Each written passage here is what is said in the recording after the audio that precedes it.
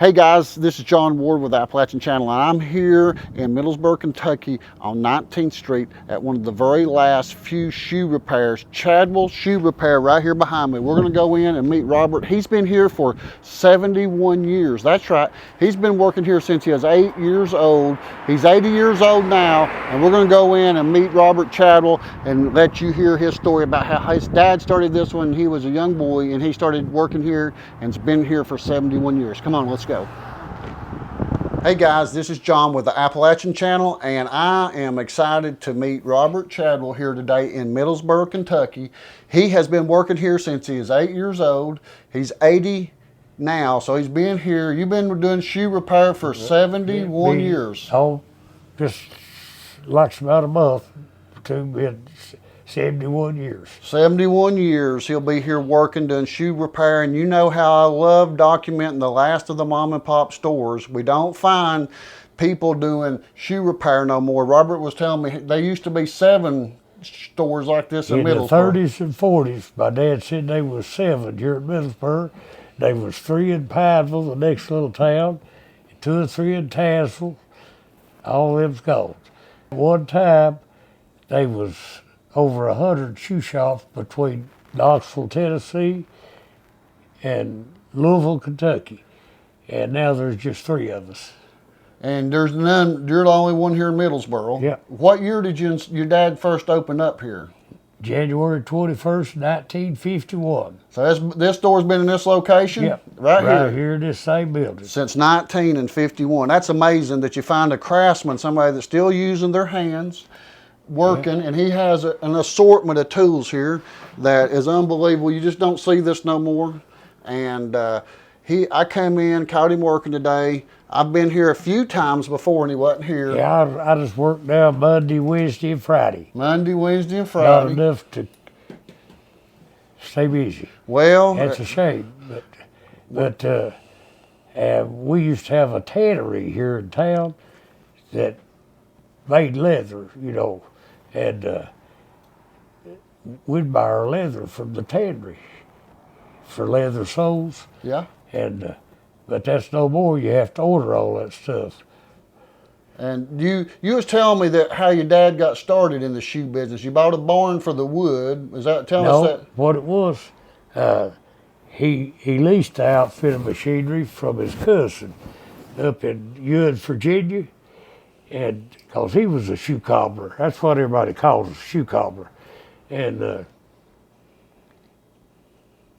his name was Odie Chadwell. And he'd take spells he'd want to fix shoes for a while. Then he'd quit and he'd want to farm a while. He had a farm. And so we called him when he was doing his farming and leased his machinery when we opened up here in 51. And about a year and a half later, he decided he wanted to start fixing shoes again. So we had to give him his machines back. And so that put Daddy to have to look for outfit of machinery.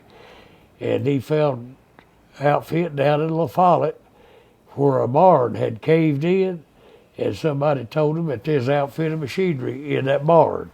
So he went there and bought the machinery and left the barn standing. Would that have been back in the early 50s, maybe? That would have been between 51, let's see, between about 52 and 53. So that machinery was probably pretty old at the time then. Oh, Lord, yeah. Yeah, so it was probably old. had to repair it. And them 2 machines right there, yeah, them sole stitchers, you sew the soles on with them. Well, in 94, I figured that was going to wear out, so I bought me a new rebuilt one. And I'm still using this one, and I don't ever use that new one that I bought. And you know what them cost when they was bought new? How much? My uncle that Dad worked for 14 and a half years, his uncle bought a new one. And they ain't been one made since 1940. And you just buy rebuilt. And his uncle give they allowed him $75 for his sole stitcher, and he bought a new one, and I think he only had to give about $300 and some for it, because they sold for about $400. Well, I bought this one, new rebuilt in '94, and I had to give $2,690 for it. Wow. And now, if you went and bought a new rebuilt from a factory, you'd be paying up to $20,000 for it. So what year And model you would that can't be never from? sell one and make no money off of it. What year model would this one be over here? These That's two. about a 40 model, And you still But it- use them but if you it's- need them, but it's rebuilt. right? And that one there is that one is the one that we got out of that barn. Oh, you still got the one you got out of the barn? Yeah, that's it. Well, how about that? See, they look just alike. What year model you think this one would have come That's from? 40. 40? So it hadn't been in there too long then when y'all rescued it. Y'all rescued it from the barn. And this Yeah. is stuff you polish your shoes and... That's to do the polishing and the buffing, and these sandpapers is what you grind the edge of soles with, Yeah. and You was working on a shoe when I came in doing something yeah, to that's it. a lady's shoe kind of blowed out on the side, and I'm trying to get it back where she worked some more. But it's no, I broke my record for the year they done that story on me. Let me walk over here and I I'll come to- find it. That's on that aluminum plate over there. That's me in it. A friend of mine worked at the Daily News. He's dead now, and that's what they used to print the paper off of. And he brought that down and said, "I want to give you something that'll last you the rest of your life." It's on aluminum. And Whoa. it's got the date up there on it, 1989. I see that. What I was going to tell you there too, that year that he gave me that, going around doing stuff like you're doing, Right? and they come by and told us, "We'd like to do a story on you." I said, "Well, just follow me around." It kind of caught a day when I wasn't doing much, because used to stay covered up. Now, the biggest paying job was like putting new soles and heels on. That was the best jobs you could do. I come to work in 1989 at 8 o'clock that morning, and I was going to work till 6 o'clock, but I wouldn't leave till I got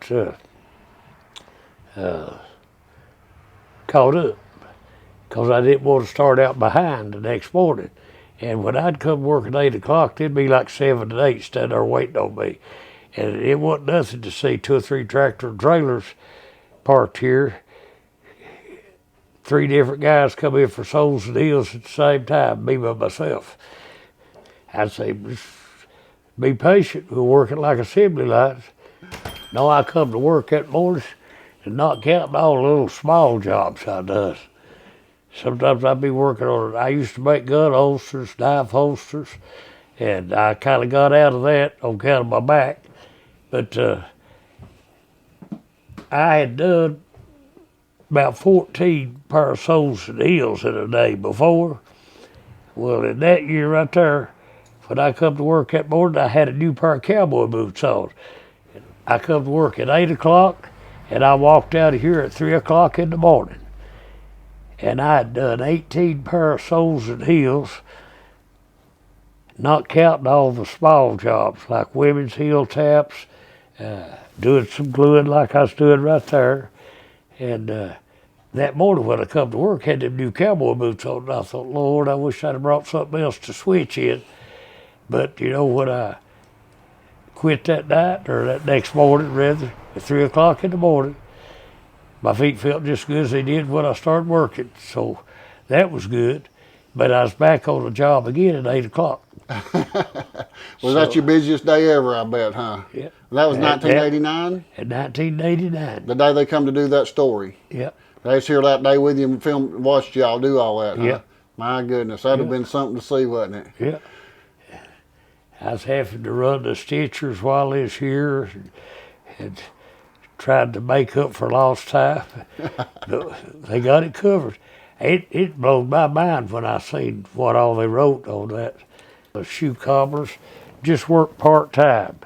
That's what made mine good. I worked back for years, 6 days a week. And that's what made mine. A lot of the places, they'd have a little shoe shop in Harlan or and in them little towns on this going north. And some of them would just take a spell. They wouldn't open for 2 or 3 weeks. Well, that made my business good because they'd come to see me while the others wasn't doing it. Man come in one day and he wanted a pair of heels put on. I said, well, if you got about 30 minutes, I said, I'll have you ready. He said, oh, Lord, he said, I ain't no hurry. He said, they've been sitting in a shoe shop down in Harlan for 6 months.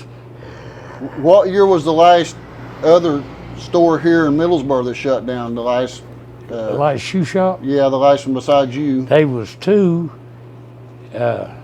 while me and Daddy was working. One was on Cumberland Avenue, and his name was Glenn Hurd. And he was down on Cumberland Avenue. And my uncle that Daddy started working for, he built that building right over there. They was across the street, and he decided he wanted a building of his own. They built that the year I was born, 1942. And they did shoe repair there? And my daddy worked with him, and they had a little falling out, and Daddy told me, he said, well, he wanted Daddy to slow down and let his boy have more work, and his boy was a drunk. And Daddy told me, he said, well, I'll tell you what, he said, I'll give you till Mondays. If you still feel that way, he said, I'll just quit. He said, I'm headed out to Michigan and see what I can find up there. So he went to Michigan and signed in at the Cadillac factory and worked 6 months. And he got to missing fixing shoes, so he'd come back to Middlesboro. Might have missed on Christmas Eve of 1950. 50. And it took him, it was 14 below 0 and 14.5 inches of snow, and it took him 33 hours to drive from Michigan back to Middlesboro in a little 34 Plymouth. That sounds. Was you born at that time with him? Or did you come at that time? I was. Well, 1950. Daddy went to Michigan, and he said when he went up there to fill out for a job, he said that the place that was hard, the Cadillac factory, was as far from here to that first red light right here. And he said he got to noticing that there's a man up in the upper window. He'd go like this, and he'd motion for him. And Daddy said, you know, son, I believe he's motioning for people that he thinks is going to work. And Daddy was tall, robust, about 6'4", weighed about 250. And he said people was like 3 or 4 abreast walking down there trying to get jobs. And he said all of a sudden he noticed that man go like that. And Daddy said, I just reared back, and he shook his head, yeah. And so when Daddy went in, he said that him and his brother-in-law had went to Michigan to try to find him a job. And when they went in, he asked him, said, Buddy, said, how bad do you want this job? Daddy said, well, said, I got a wife, 5 kids, and a mother-in-law at home to feed. Said, all I'm going to do is work and send my money home. So you kids stayed here while he went north. We stayed here okay, while I got he went you. north. Well, and the man asked him, well, when could you go to work? Daddy said, I go right now. He said, I got my coveralls in the car.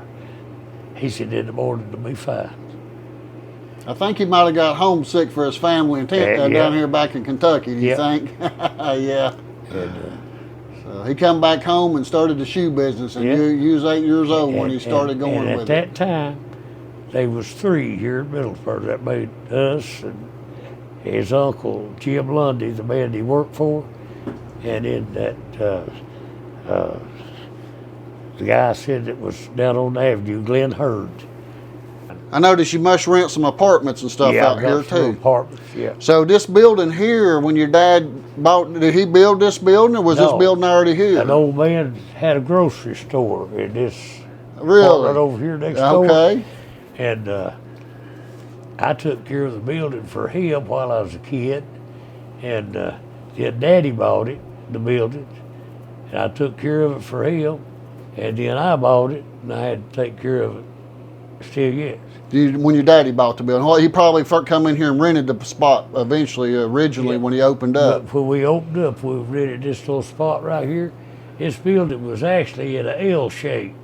And that old man, I don't know that he built the building, but he owned it. His name was King Whitaker. That was his actual name. And he had a grocery store there. And he added this part on and put an apartment up over the top of it. Okay, so this building was built before the 40s then. This building, I'd be safe in saying it's over 100 years old. We're going to go ahead and get out of your way and let you get back to work, but we're going to film a little bit outside in the ransom building. Fine, yeah.